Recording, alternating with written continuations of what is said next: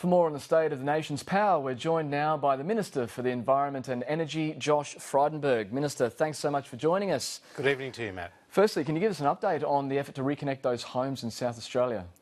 Well, I've spoken to the head of the Australian Energy Market Operator this evening, and he tells me that 95% of South Australian households have had their power reconnected. There are some 25,000 households who don't have their power connected. Obviously, this has done enormous damage to businesses across the state. Many people were trapped in elevators. There was chaos on the roads. People were having candlelit vigils at home in the dark. This was completely unacceptable and a pretty terrible event for the people of South Australia. Why is wind power copping the blame if it didn't have a role in this blackout? Well, there is, firstly, the point to say is why did this occur? And the reason why it occurred was because of this extreme weather event, the worst such storm in South Australia in half a century. And it knocked over some transmission towers. There was a lightning strike in a power station, and the interconnectors between Victoria and South Australia set themselves off in order to protect the property and people around it.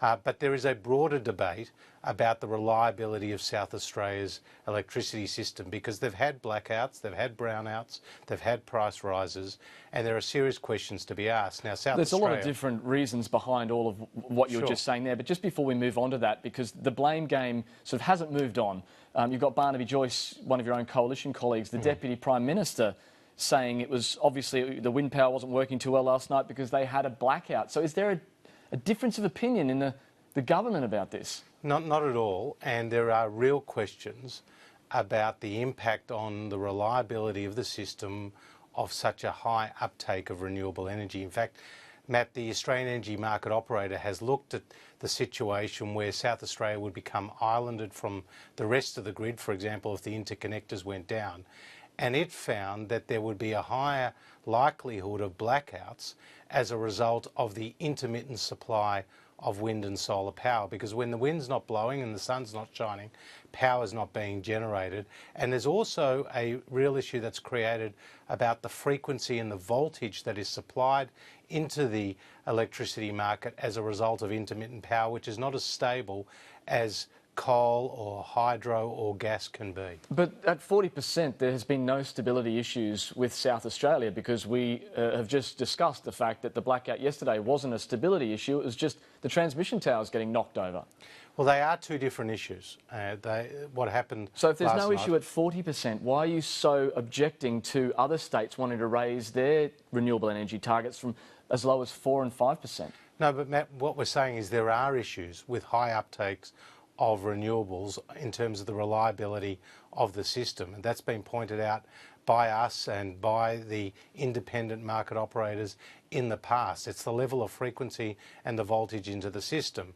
Now, what the Prime Minister and I have been talking about when it comes to the state-based renewable energy targets is that they are very unrealistic. I mean, Tasmania gets a lot of its electricity from renewables because it has hydro, but Victoria, for example, only has 12% of its electricity coming from renewables, but it has a 40% target by 2025. Queensland only gets 4.5% of its electricity from renewables, but has a 50% target by 2030. It's completely unrealistic. But you don't object to South Australia's 40% mix at the moment? Well, there are challenges that are being created by South Australia's 41% mix of renewables, but these are questions that will be asked as a result of an appropriate post-mortem, which will look into not just what happened in South Australia in the last 24 hours, but also broader questions about the stability of the national electricity market as a whole. Because South Australia obviously increased over the past decade or so from where Queensland and New South Wales are to where it is now with no stability issues.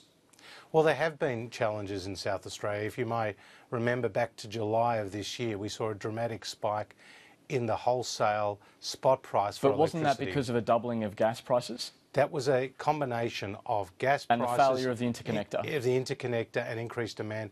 But the intermittency, that is wind and solar, was also a factor in that. So it would seem that it's an issue to be managed, not to be avoided. Well, there are real challenges, and the priority for us as a coalition government is energy security. You see, it's okay to have more renewables, to reduce emissions, to meet our international targets. But if people's homes go dark, if businesses get shut down, if there's huge economic loss, and there's a threat to safety, then that is cold comfort for the people, in this case of South Australia. Can we shift eastwards to Victoria? The Hazelwood brown coal power station at the weekend, Fairfax was saying it's going to be shut down as early as April. Have you got any information that would either confirm or deny that? Well, obviously we've seen the speculation about Hazelwood, and we've had no final or formal decision. There are two major owners of Hazelwood. There's the French company Engie, which has about 75% of the stock, and there's a Japanese company, Mitsui, which has the remainder. They'll make a commercial decision about the future of Hazelwood. The plant's over 50 years old. It supplies about 25% of Victoria's electricity and about 5% of the national electricity market, so it's very significant, but it's also the dirtiest coal-fired power station in the country, being brown coal. When a decision is made, the Australian government will respond in coordination with the state government of Victoria. And just briefly, have they approached you for any funding from a Commonwealth level for a transition plan?